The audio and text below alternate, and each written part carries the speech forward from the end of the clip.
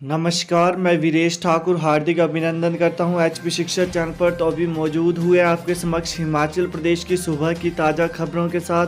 तो इससे पहले खबरों के सिलसिले को शुरू करें, आपसे विनम्र निवेदन है हिमाचल प्रदेश की लेटेस्ट नोटिफिकेशन और अपडेट्स को पाने के लिए चैनल को जरूर सब्सक्राइब करें। तो पेश है आज सुबह के मुख्य समाचार। हिमाचल प्रदेश भर में 4 दिन साफ रहेगा मौसम, केलांग सबसे ठंडा। हिमाचल प्रदेश के लोगों को मौसम आगामी 4 दिन राहत देगा और मौसम साफ व शुष्क रहने की संभावनाएं हैं। हालांकि अधिकतम व न्यूनतम तापमान में खास परिवर्तन नहीं रहेगा, लेकिन दिन में गर्मी और सुबह व शाम तथा रात्रि में ठंड बढ़ेगी। वहीं पिछले 24 घंटों में अधिकतम व न्यूनतम तापमान में कोई खास परिवर्तन नहीं हुआ है। पिछले 24 घंटों में न्यूनतम तापमान सामान्य रहा और अधिकतम तापमान उष्ण पहाड़ी क्षेत्रों में सामान्य से 4.5 डिग्री सेल्सियस से अधिक और निचले पहाड़ी क्षेत्रों में सामान्य से 3.4 डिग्री सेल्सियस कम रहा है। वहीं मौसम विभाग के अनुसार शुक्रवार को सबसे कम तापमान केलांग में -2.2 डिग्री दर्ज किया गया, जबकि अधिकतम तापमान ऊना में 26.6 डिग्री सेल्सियस दर्ज किया गया है। हिमाचल की बेटी ने चमकाया नाम, ऋचा शर्मा के सिर सजा मिस हिमालय ग्लोबल का ताज। दिल्ली में कंट्री फर्स्ट थीम को लेकर मिस हिमालय प्रतियोगिता करवाई गई। इसमें सुंदरनगर की ऋचा ने प्रतिभा का प्रदर्शन करते हुए international title miss Himalaya global का खिताब जीता है। ऋचा शर्मा ने बीटेक अंसर यूनिवर्सिटी गुरुग्राम से की है। उनके पिता संजय शर्मा सुंदरनगर के भोजपुर निवासी हैं और वो पुलिस में डीएसपी के पद से सेवानिवृत्त हुए हैं। वहीं ऋचा शर्मा भविष्य में जरूरतमंद लोगों के उत्थान के लिए काम करना चाहती हैं। क्रांतिकारियों और भारत रत्न डॉक्टर भीमराव अंबेडकर को अपना रोल मॉडल मानती हैं। उन्होंने कहा कि हमें हमारे राष्ट्र नायकों का सम्मान करना चाहिए। किसी भी व्यक्ति का कद इतना बड़ा नहीं है कि वो देश के महानायकों की निंदा करे। यौन उत्पीड़न के आरोपी एडिशनल एसपी के खिलाफ फिर जांच शुरू। कार्यस्थल पर महिला पुलिसकर्मी के यौन उत्पीड़न के आरोप में फंसे अतिरिक्त पुलिस अधीक्षक प्रवीर ठाकुर की मुश्किलें फिर से बढ़ गई हैं। हाईकोर्ट से पहले राहत मिलने के बाद अब उनके खिलाफ पुलिस मुख्यालय ने कार्यस्थल पर यौन उत्पीड़न के मामले में एआईजी पुलिस मुख्यालय पीएचक्यू की अध्यक्षता वाली एक कमेटी ने जांच शुरू कर दी है। वहीं यह कमेटी पुलिस में दर्ज एफआईआर से इतर मामले की जाँच कर रही है। जांच रिपोर्ट डीजीपी के जरिए एडिशनल एसपी के नियोक्ता यानी सरकार को जाएगी। अगर कमेटी की जांच में प्रवीर के खिलाफ सिफारिश होती है तो सरकार उनके भविष्य में फैसला लेगी।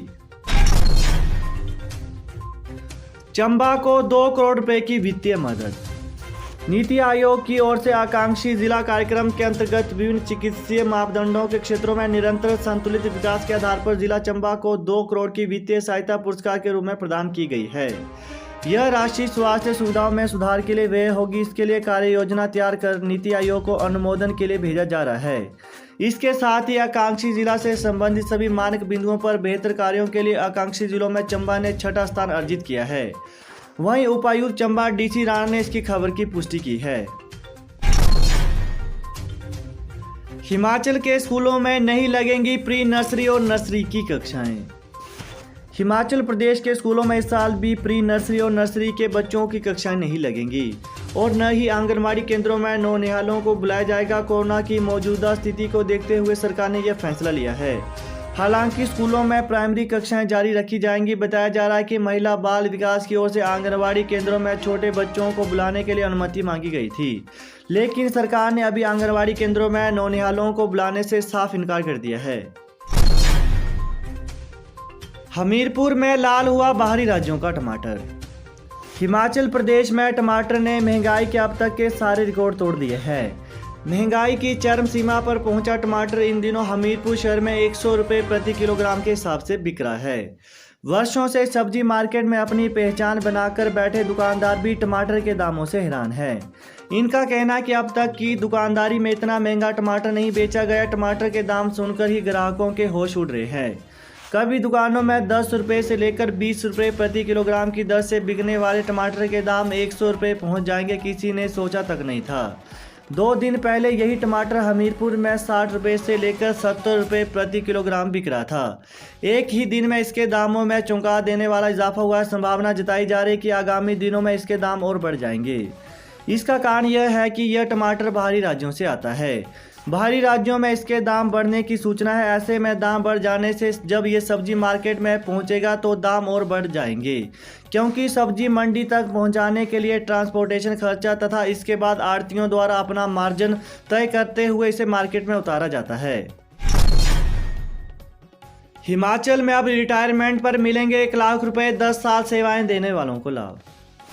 सहकारिता दिवस पर सहकारी कर्मियों को तोहफा देते हुए मुख्यमंत्री जयराम ठाकुर ने कर्मचारी कल्याण कोष PACS सेवा नियमावली के अंतर्गत कर्मचारियों की सेवानिवृत्त सहायता राशि को 10 वर्ष की सेवा पूर्ण करने के बाद 1 लाख रुपए करने की घोषणा की है।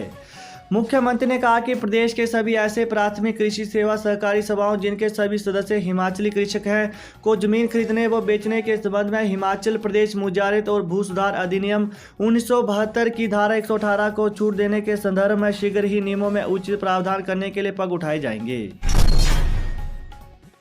शीतकालीन स्कूलों में दिसंबर में होगी तीसरी, 5वीं और 8वीं कक्षा की बोर्ड परीक्षा। शीतकालीन स्कूलों में तीसरी, 5वीं और 8वीं कक्षा की बोर्ड परीक्षाएं दिसंबर में होंगी। राष्ट्रीय शिक्षा नीति के पहले प्रावधान को प्रदेश में इसी सत्र से हिमाचल प्रदेश सरकार लागू करने जा रही है। इन कक्षाओं के प्रश्न पत्र स्कूल शिक्षा बोर्ड तैयार करेगा। उत्तर पुस्तिकाओं की जांच क्लस्टर, ब्लॉक और जिला स्तर पर करवाई जाएगी। ग्रीष्मकालीन स्कूलों में मार्च में इन कक्षाओं की बोर्ड आधारित परीक्षा करवाई जानी है। प्री प्राइमरी भर्ती में एनटीटी डिप्लोमा धारकों को करे शामिल, शिक्षा मंत्री से मांगी राहत। हिमाचल प्रदेश के एनटीटी डिप्लोमा धारकों ने शिक्षा मंत्री गोविंद सिंह ठाकुर से प्री प्राइमरी की भर्तियों के लिए बनाए जा रहे भर्ती एवं पदोन्नति नियम में 1 साल के डिप्लोमा धारकों को भी शामिल करने की मांग की है। इसमें आग्रह किया गया है कि प्रदेश के हजारों युवाओं ने एनटीटी 1 साल के कोर्स को पूरा कर लिया और ये कोर्स 2019 के बाद वर्तमान समय तक हजारों संख्या में लोगों ने किया है। इसलिए 2019 के बाद जिन्होंने ये कोर्स किया है उन्हें भी प्री प्राइमरी अध्यापक बनने के लिए पात्र बनाया जाए। सभी डिप्लोमा धारक उम्मीद कर रहे हैं कि आने वाली प्री नर्सरी अध्यापकों में भर्ती प्रक्रिया में शामिल होने का उन्हें अवसर मिलेगा। इसके अतिरिक्त इस भर्ती के लिए अधिकतम आयु सीमा को बढ़ाकर 45 वर्ष किए जाने की मांग एनटीटी प्रशिक्षकों ने की है।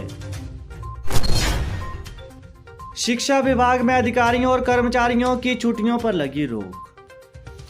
हिमाचल प्रदेश में 13वीं विधानसभा के शीत सत्र के चलते शिक्षा विभाग में 1 से 15 दिसंबर तक कर्मचारियों और अफसरों की छुट्टियों पर रोक लगा दी गई है।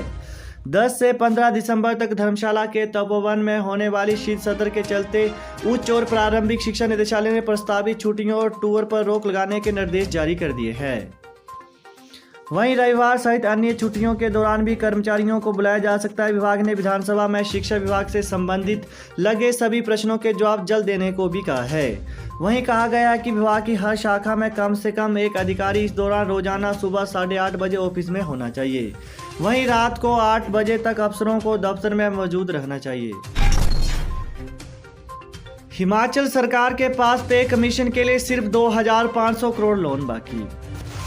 हिमाचल सरकार नया वेतन आयोग देने से पहले इस साल सिर्फ 2,500 करोड़ लोन और ले सकती है।